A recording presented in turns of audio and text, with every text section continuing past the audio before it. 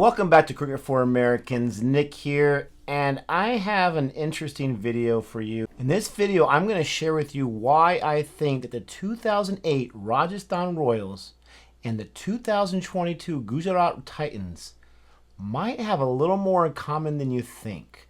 If you find that you like this video and you like the IPL, don't be afraid to come back to Cricket for Americans to see some other content, live streams, reactions, recaps, all of that kind of good stuff.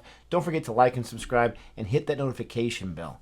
2008, the IPL started, and we had the Rajasthan Royals, who were not predicted by too many, if any really, to win it all, won the entire thing, and they kind of steamrolled the competition. The Delhi Daredevils were the only team that gave them fits, but they didn't have to face them in the final. They beat CSK for their first and only IPL title, but they'll always have that maiden title. And that season was something that a lot of people, like I said, were not expecting. The Gujarat Titans are in their inaugural IPL season. Brand new franchise. They're a squad, they're a franchise, they're a team that a lot of experts and goofballs like myself did not think were going to perform too well in the IPL. And I get it. They're 3-0. I get it. It's 3 games in. But here at Cricket for Americans, we like to overreact, but we also like to talk about what's happening now. And right now, the Gujarat Titans are impressing lots and lots of fans of the IPL. Let's look at some similarities between the 2008 Rajasthan Royals and the 2022 Titans. In 2008, they had a fantastic all-rounder in Shane Watson. Here in 2022, the Titans have a fantastic all-rounder, who is healthy, by the way, in Hardik Pandya, their captain. They had genuine pace with their overseas Morn Morkel from South Africa. Where is the Titans' genuine pace? In New Zealand's Loki Ferguson. You talk about batting, you talk about bowling. The 2008 Royals, they had it all. They had 3 in the top 10 as far as run scores. They had Shane Watson, Graham Smith, and Yusuf Pathan. And where's Pathan from? Oh, that's right, Gujarat. As far as the Titans go, they have Shubman Gill, who's number 2 in runs, just missed his maiden IPL ton today with his 96 runs. And Hardik Pandya could be in the top 10 by year's end. As far as 2008 Royals, they had Tanvir, they had Warren, they had Watson in the top 10 for wickets. Sohail Tanvir was the Purple Cap winner that year. What kind of bowlers does the Gujarat Titans have? Bowling is what the Titans have in spades, and it's their strongest element, in my opinion. They have Shami, Khan, Ferguson in the top 11 so far early on this season as far as wicket takers, and I can see them staying there all year long. They have 2 pacers and 1 spinner as far as all class right now. Same thing that 2008 had with their 3 in the top 10. Could Shami, Khan, or Ferguson get that purple cap like Tanvir did in 2008? We shall see. No one expected either of these teams to make noise when they first started. But at the end of 2008, Rajasthan was clearly the number 1 team going into the playoffs. They had a great captain in Shane Warne.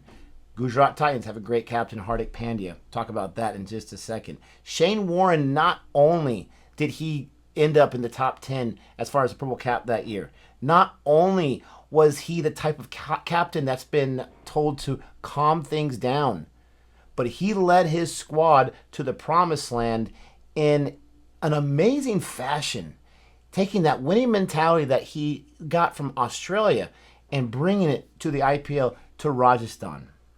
Hardik Pandya's first-time captain. Hardik Pandya has not been 100% the last several years. Hardik Pandya has been doubted by us here at Cricket for Americans in our first 2 full seasons watching the IPL. He looks like a different Hardik Pandya out there in our eyes. He looks like the same old Hardik Pandya from a few years ago in long-time cricket fans and IPL fans. And he is calmingly leading his squad in high-pressure moments. High-pressure moments. The Titans could easily be 1-2. They're 3-0 right now. 2 matches, very, very close, high pressure, and Hardik Pandya and his team, they were able to feed off his calming presence. He was able to make right decisions. He was good under pressure, and he's led his team to 3 2-0 so far, when they could very easily have a different record. Very similar to the Rajasthan Royals of 2008. They never had 2 losses in a row. If they lost like they did in the very first match of the season in 2008, they would follow it with consecutive wins. The first loss followed by 5 wins. The second loss followed off by 6 wins. The third loss followed off by 2 wins in the playoffs and winning the entire thing. How are the Gujarat Titans going to do this year after a loss? Only time will tell. But so far, they have the squad, the bowling, and timely hitting, and great performances from these players like Shubman Gill, Hardik Pandya, and so many others that are rising up to the challenge when needed. Rajasthan Royals had 4 super close matches that could have gone the other way in comparison to the 2 really close matches that Gujarat won this year. As far as 2008, just like the 2022 Titans, 2008 Rajasthan Royals, I believe the bowling was the strongest part of their team, even though they had 3 in the top 10 as far as batting goes. In 2008 alone, they bowled out their opponents 4 times, and on 6 occasions kept the opponents to a subpar 150 score, low scores. They bowled them out 4 times. That's very hard to do in the IPL. The Titans have taken at least 6 to 9 wickets in every game so far, leading by the bowling and having the timely hitting. It's a very common comparison between these 2 teams. Once again, Rajasthan Royals won it in 2008, surprising everyone besides maybe those in the locker room. Time will still tell for the Gujarat Titans. We'll have to wait and see how they bounce back after a loss. We'll have to wait and see how they compete in this very interesting IPL, where you now have 10 full teams. You have a diluted pool of talent, and they have no history behind them. With all that going against them, they're still impressing fans every day, every week, every match. And they're making a case for themselves to become serious contenders this year. It truly will be exciting to see where the Gujarat Titans go here in 2022. Do they complete the full comparison and win the whole thing in their inaugural season like the Royals did? Well, if they did, you know I'm not going to shut up about it, because I would have called it after the 3rd week. Let us know what your thoughts are. Do the Titans have a chance to win it all? Are the Titans for real, or are they just playing above their ability right now and getting the timely wickets and the timely runs that they need? They've played some pretty difficult opponents so far, and they've held their own.